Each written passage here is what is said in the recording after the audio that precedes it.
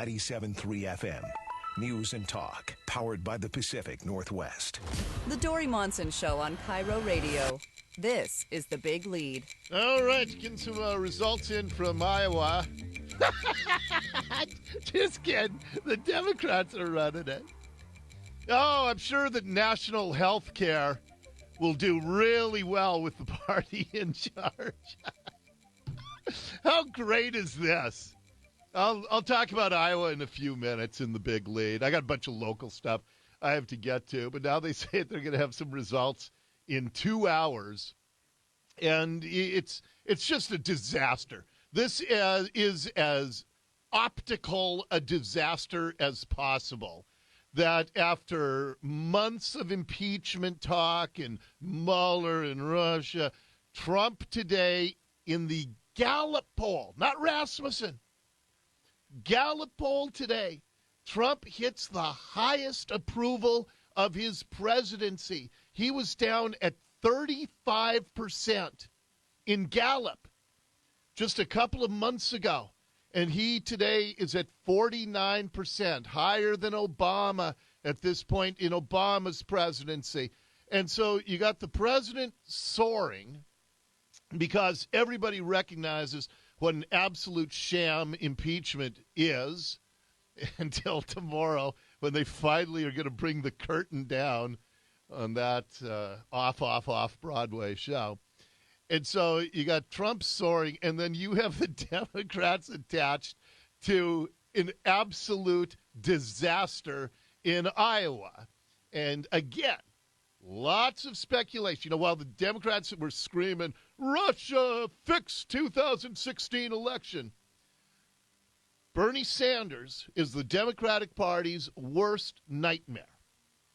And if there were some manipulations in this Iowa caucus voting because Bernie Sanders was going to get the jump, he was going to get the early lead, and there's some momentum that comes with that, and they know that of all those candidates, Bernie has zero chance because once the media starts vetting that guy, like they have already with Warren and with Biden, once people start finding out how he is closer to a communist than a socialist, how he wants to raise the effective tax rate on a lot of Americans to over 90%. Wall Street Journal, a week ago Monday, Bernie's got it up at 90% of your money that he would confiscate for the government's use. So he's got no shot. So they're scared to death.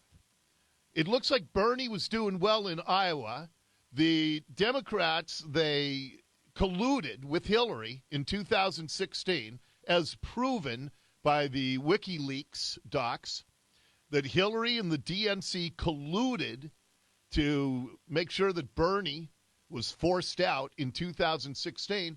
And now Bernie's still hanging around and looked like he was going to take the early lead out of Iowa. And now if the party is, and again, these are the people who have been screaming collusion and voter fraud and Russian influence. What a clown show. This has been, in all seriousness, in the State of the Unions tonight, no idea what kind of tone Trump's going to take. We might get some advance copies before I get off the air at 3 o'clock today.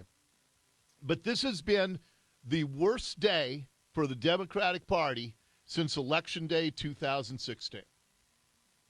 Because they are saying, and we are hearing the panic in the Democrats, they are saying every hope they had falling apart. Now, it's February.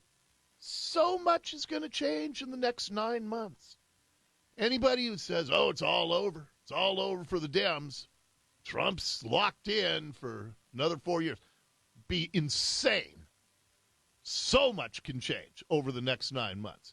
But this is the worst day for the Democrats since Election Day 2016. Okay, I'll get you back to Iowa in a few minutes, but I got a lot of local news that we have to get to, so let's get right to the big lead. The Big Lead. I told you so. Now, there's a big fat I told you so, and this shows you, I guess we'll have a political party theme here. This shows you how truly evil the motives of Democrats who have one-party control of our state. It shows you how evil their motives are.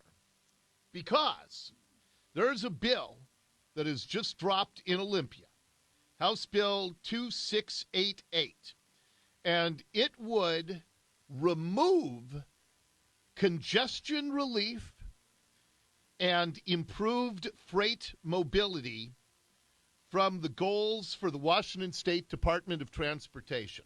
Now, this sounds a little wonky, so let me boil it down for you a little bit. Right now, the state DOT, they have a lot of goals that they set for themselves. And one of them is congestion relief, because nobody likes to sit in traffic, right? Well, the Democrats in charge want to now remove that as a goal.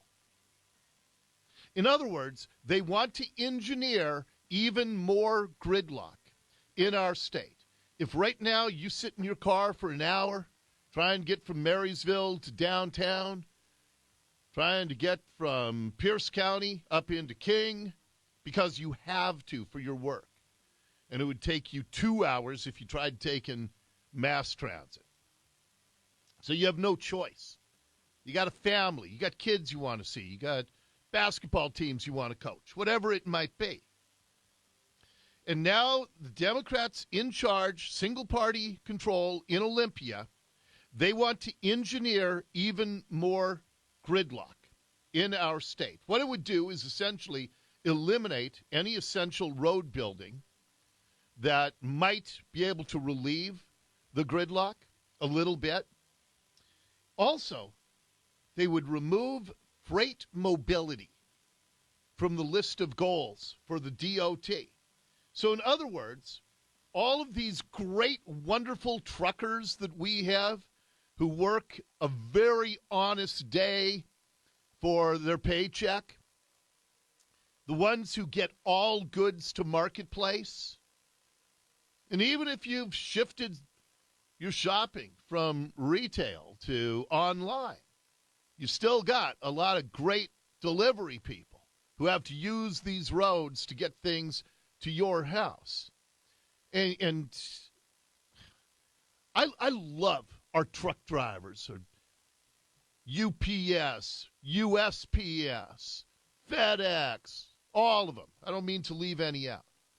But I love people who work a tough but honest day for, pay that they obviously think is worth their time. Yeah, they'd like more. We'd all like more. But I get it. But these are good, honest workers. And so now the legislature, if this bill continues, would remove freight mobility on our roads as a goal of the Department of Transportation. Now, why would they do this? And this is something I've been telling you for years and years and years. Why do they do the road diets? Why do they put in bike lanes where cars used to be?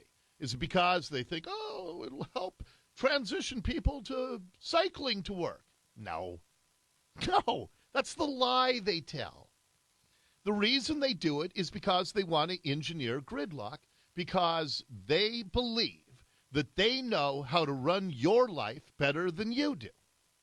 And they consider driving in a single occupancy vehicle to be evil.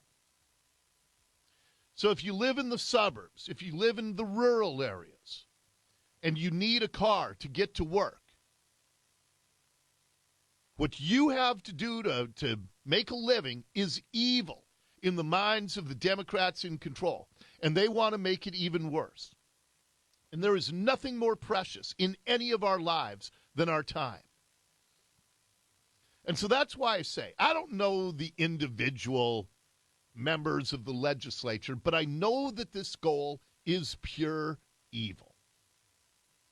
Because taking away your time, it's not just you, it's the person that's sitting in gridlock to your left and the person sitting in gridlock to your right. It's the hundreds of thousands of people who are losing tens of millions of hours because they've engineered gridlock. all in pursuit of their dream of getting rid of cars. What other reason would you have to actually have a bill in the legislature today when things are so horrible and traffic is at the top of almost everybody's list of things they care about? And they say, yeah, we want to make things worse.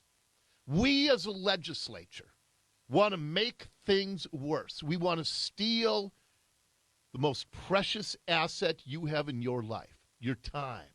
We want to take your time away from your children. We want to take your time away from being able to contribute to your community, to volunteer, to coach, to serve on school committees. We want to take all of that away from you because you drive a stinking car. And it's we Democrats are engineering a utopia where everybody will sit on a bus and hope that the heroin addict next to them doesn't pull out a gun.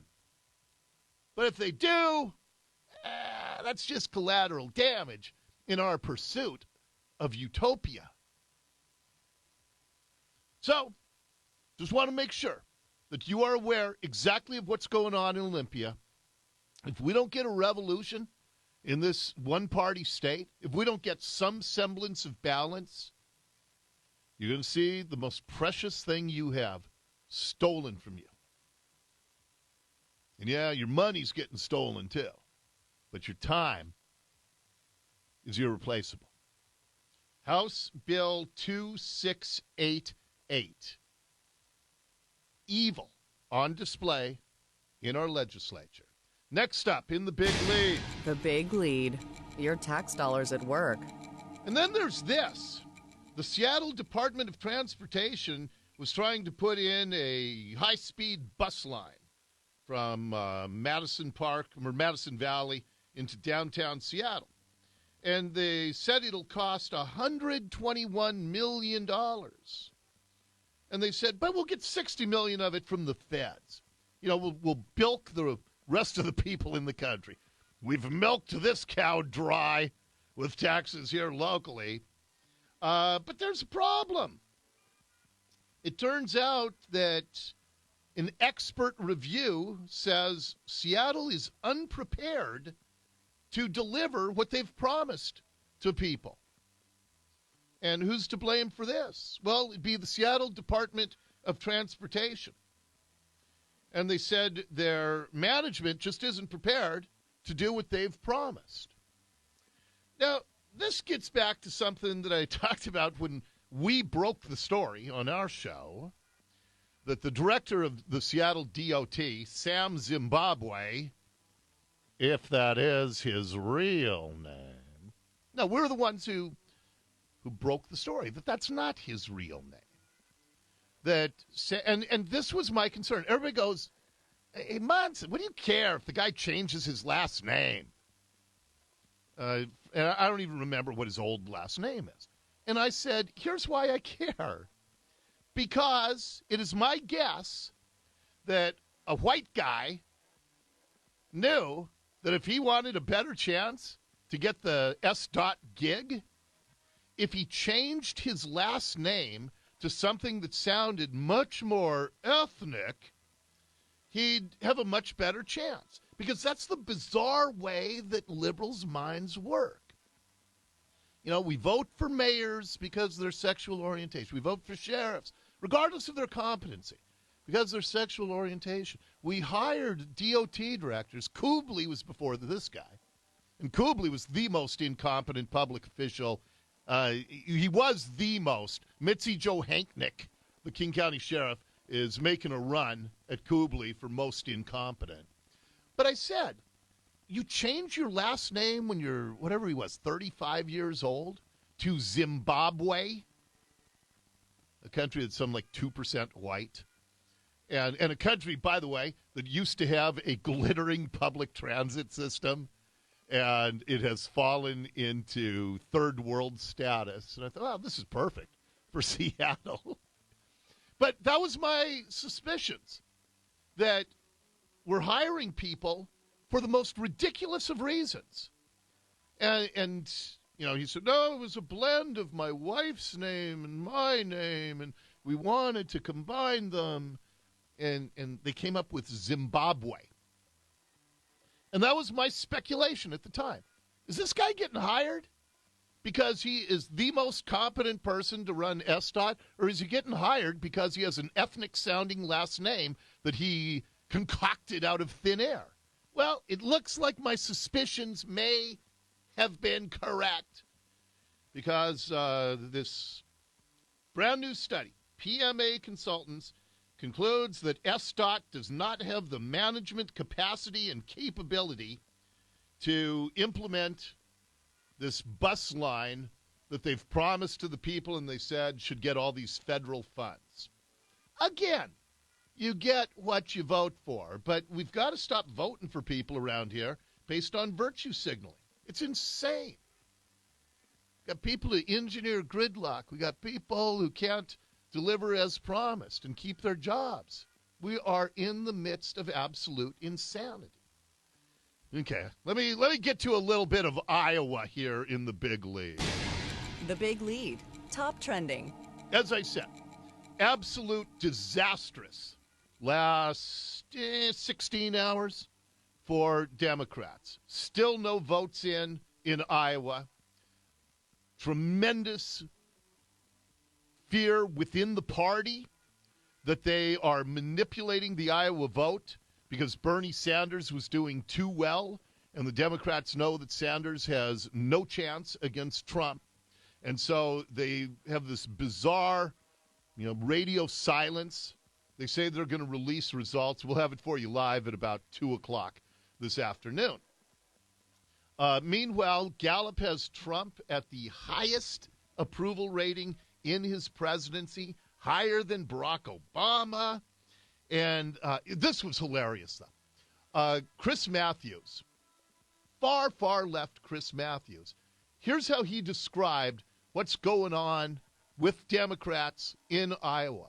The guy in the White House is chuckling all night here, showing the Democrats can't even get a 3-car funeral organized, or whatever you want to call it. I would say... What? The Democrats can't even get a 3-car funeral organized? Hey, Jay Inslee, isn't that what you used to say about Trump? Or maybe he was 3 cars too many. I mean, they really can't run a 2-car funeral when it comes right down to it. I got to tell you, these people couldn't run a 2-car funeral. And then they're so incompetent, they can run a 2-car funeral. and now, Jay Inslee's party is a laughingstock worldwide because... the guy in the White House is chuckling all night here, showing the Democrats can't even get a 3-car funeral organized. They can't run a 3-car funeral. But let's face it, that's 50% more cars than what Inslee was accusing Trump of. What a bunch of maroons. And all this is your big lead. The Big Lead on KIRO Radio.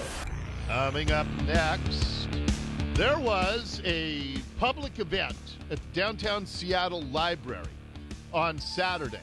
I absolutely disagree on many issues with the group behind the event, but I absolutely believe that their voice should be heard and nobody should shout them down. And I'm going to talk to somebody from that group because protesters were arrested for trying to silence them in downtown Seattle Saturday. Fascinating story. You're only going to hear it here next on the Dori Monson Show.